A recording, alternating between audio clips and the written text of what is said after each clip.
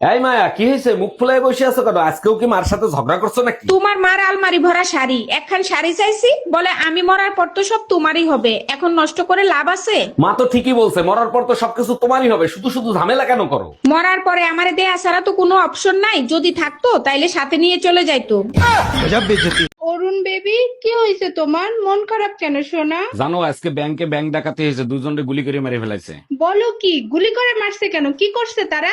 ডাকাত একজনকে জিজ্ঞেস করছে তুমি কি ডাকাতি করতে দেখছো, সে বলছে দেখছি, সাথে সাথে গুলি করছে। দ্বিতীয় জনকে জিজ্ঞেস করছে তুমি কি দেখছো, সে বলছে আমি দেখিনি, আমার বউ দেখছে, বউরেও গুলি করে মেরে ফেলাইছে।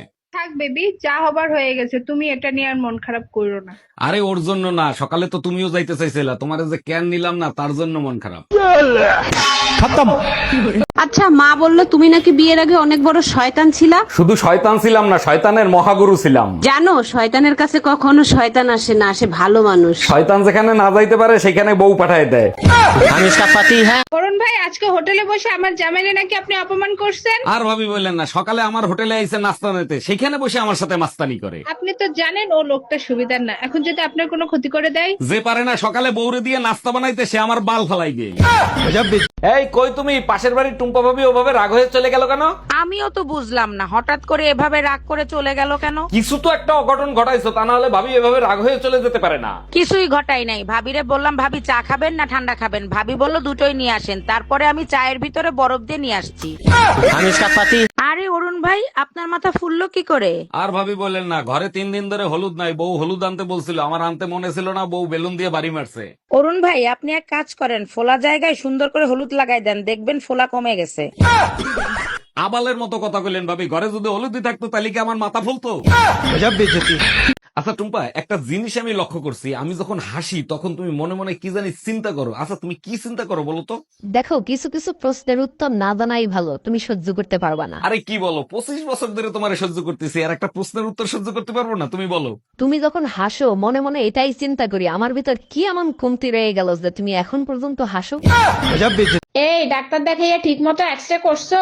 হ্যাঁ করছি, এক্সরে রিপোর্ট ভালো না। হাড্ডি একটা ভাঙছে না দুইটা ভাঙছে সেটা বলো আগে। যে মাইর দিছো হাড্ডিকে একটাও থাকার কথা, দুইটাই ভাঙছে। কতবার বলছি সকাল দুপুর রাতে আমার সাথে তর্ক করবা না, দিন রাত 24 ঘন্টা বাদে যে সময় পাও সেই সময় তর্ক করবা।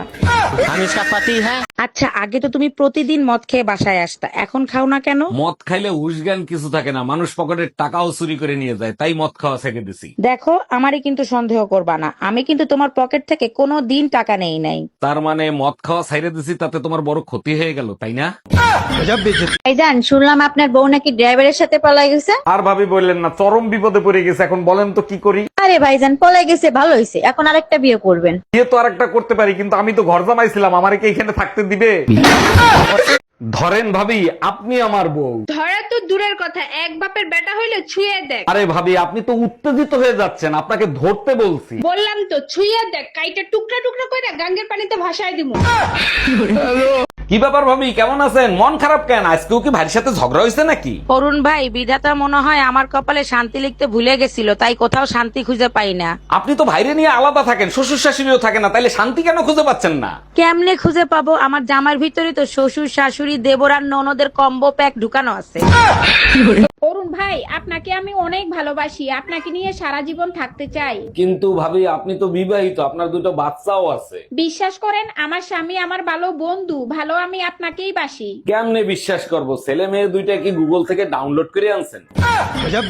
সবাই শীতের ছুটিতে ঘুরতে গেছে, আমার শয়তান জামাইটা আমারে কোথাও নিয়ে ঘুরতে গেল না। আচ্ছা শোনো, 31শে ডিসেম্বর রেডি হয়ে থাইকো, তোমারে নিয়ে ঘুরতে যাব। বলো কি সত্যি? ওরে আমার বাবুটা, তো কোথায় ঘুরতে নিয়ে যাবা? সবাই যেখানে যায় সেখানেই নিয়ে যাব 2026 সালে।